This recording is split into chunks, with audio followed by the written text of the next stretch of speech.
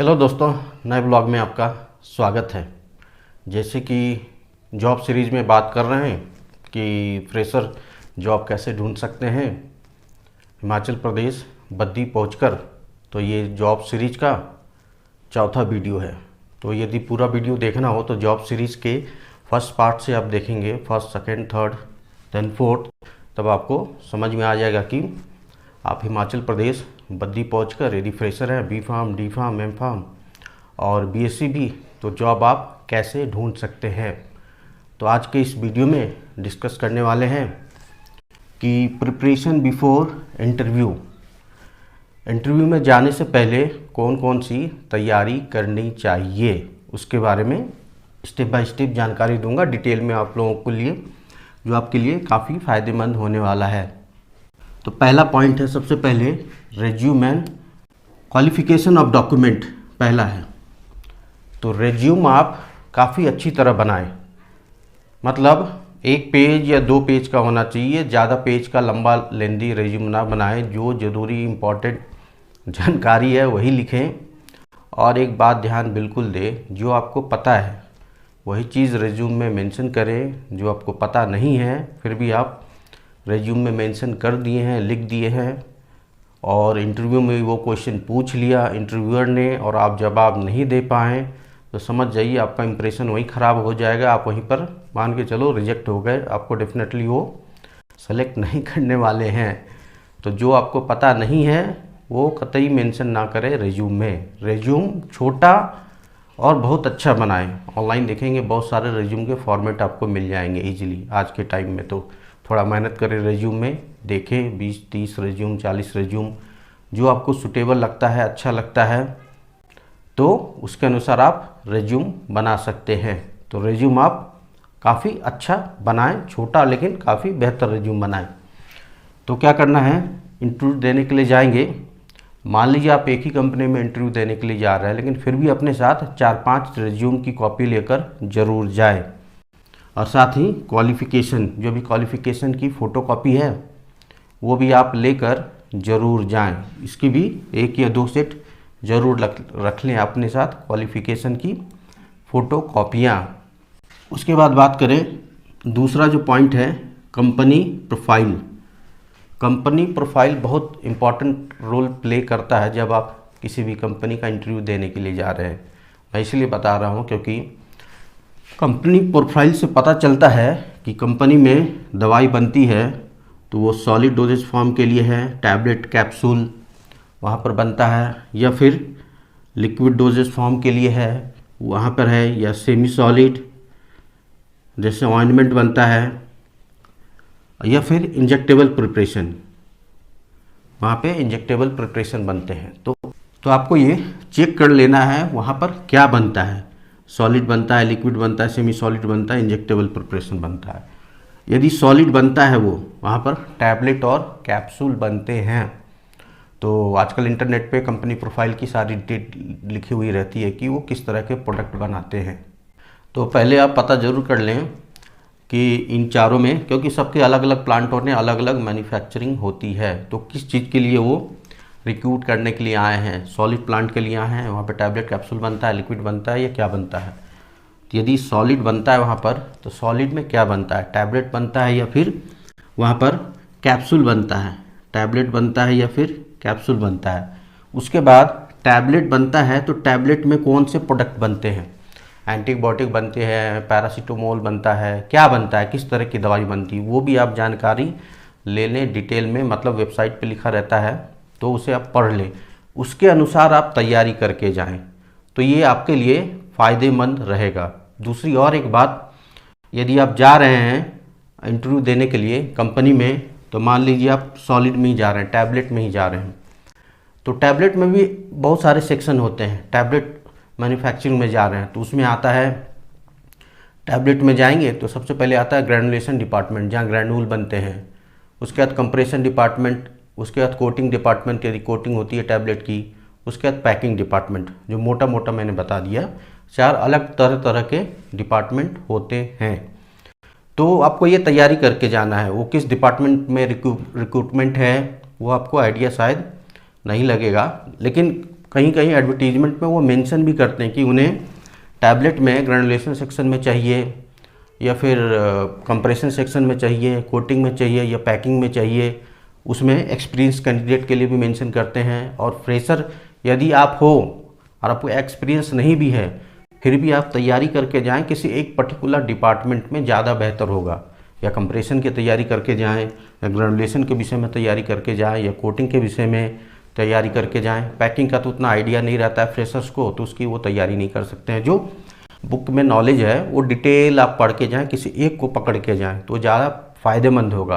क्योंकि यदि आप बोलेंगे कि मुझे कोटिंग के बारे में जानकारी है, तो जो इंटरव्यूअर हैं, मैनेजर इंटरव्यू लेने वाले, वो कोटिंग से रिलेटेड ही सारे क्वेश्चन आपसे पूछेंगे।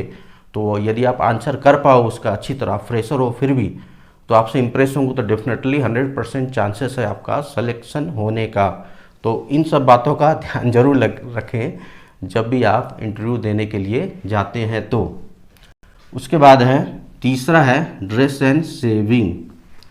जब भी जाएं तो ड्रेसिंग सेंस बहुत मायने रखता है। सेविंग वेविंग करके जाएं, पैंट शर्ट जो फॉर्मल शर्ट है, जूता, हेयर कटिंग सही से करा लें, मतलब जो एक डिसेंट लुक होना चाहिए आदमियों का, उस लुक में जाएं तो ज़्यादा अच्छा रहेगा आपके लिए। उसका नेक्स्ट पॉइंट है रीच फर्स्ट।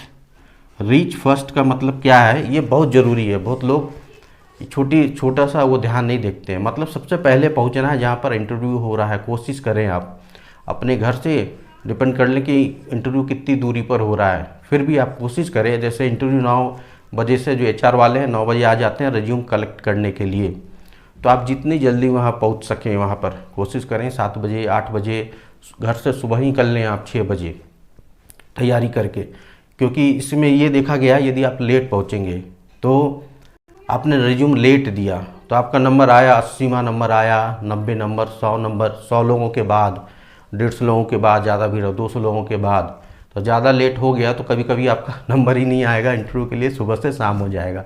क्योंकि वो तो इंटरव्यू सिर्फ 9 से 5 ही कंडक्ट करेंगे, उसके आगे तो करेंगे नहीं। उनका एक टारगेट होता है कि हमें 150 लोगों का, 100 लोगों का इंटरव्यू लेना है, उससे ज़्यादा का नहीं लेना है।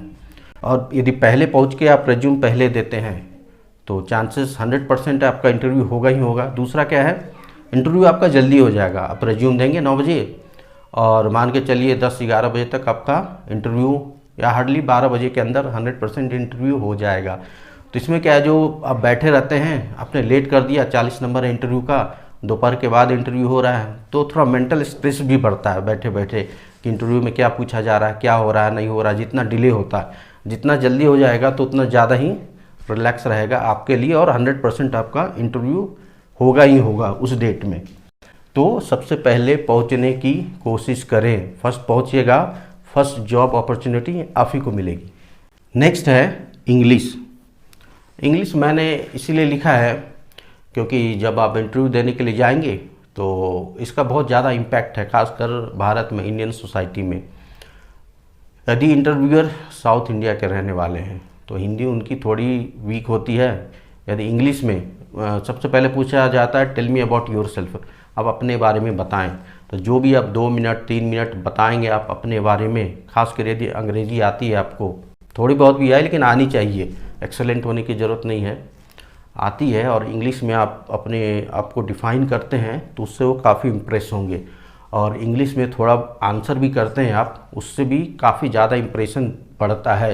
यदि हिंदी में आप इंटरव्यू देंगे, अपने बारे में बताएंगे और हिंदी में सारी चीज़ें बताएंगे, तो वो चीज़ें उतनी इफ़ेक्टिव नहीं रहती है जितना आप इंग्लिश में उस चीज़ को आंसर करेंगे। ऐसा देखा गया है, ऐसा पाया गया है। एचआर भी उसी को प्रेफर करते हैं, मैनेजर भी उसी को प्रेफर करता है। तो इसके लिए ऑल ओवर आपके लिए अच्छा है। ऐसा नहीं है कि हिंदी आती है आपको सिलेक्शन नहीं होगा, नॉलेज नहीं है, लेकिन एक प्लस पॉइंट है, यदि इंग्लिश आपको आती है तो आपके लिए ज़्यादा अच्छा है, ज़्यादा बेहतर चांसेस है। फ्रेशर हो तो सिलेक्शन के चांसेस बढ़ जाते हैं कंपनी में।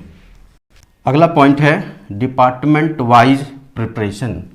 डिपार्टमेंट वाइज प्रिपरेशन का मतलब, जैसे मैंने पहले अभी बताया था वीडियो में, कि आप जा रहे हैं डिपार्टमेंट में, प्रोडक्शन के लिए जा रहे हैं, तो उसमें भी ग्रेनुलेशन, कंप्रेशन, कोटिंग, पैकिंग, अलग अलग डिपार्टमेंट हैं।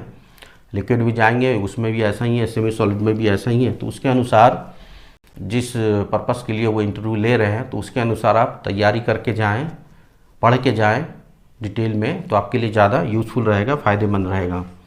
और जो लास्ट पॉइंट है, फ्रेंडली विथ कंपनी एचआर, कोशिश करें कि कंपनी के एचआर जो आते हैं उनके साथ फ्रेंडली होने की कोशिश करें। इसका भी फ़ायदा देखने को मिलता है। कभी कभी होता ये है कि यदि कंपनी के एचआर से आप फ्रेंडली हो जाएं तो उस सेम टाइम में सिलेक्शन होने के चांसेस हो जाते हैं कि एचआर आपको प्रेफर करेगा और मैनेजर को भी बोल सकता है कि ये अच्छा कैंडिडेट है, इसीलिए तो यदि एचआर रेडी है आपको लेने के लिए और मैनेजर ने थोड़ा कम नंबर भी दिया है, फिर भी आपके चांसेस बढ़ जाएंगे सिलेक्शन के। इसका एक सीधा एग्जांपल मैं दे रहा हूँ।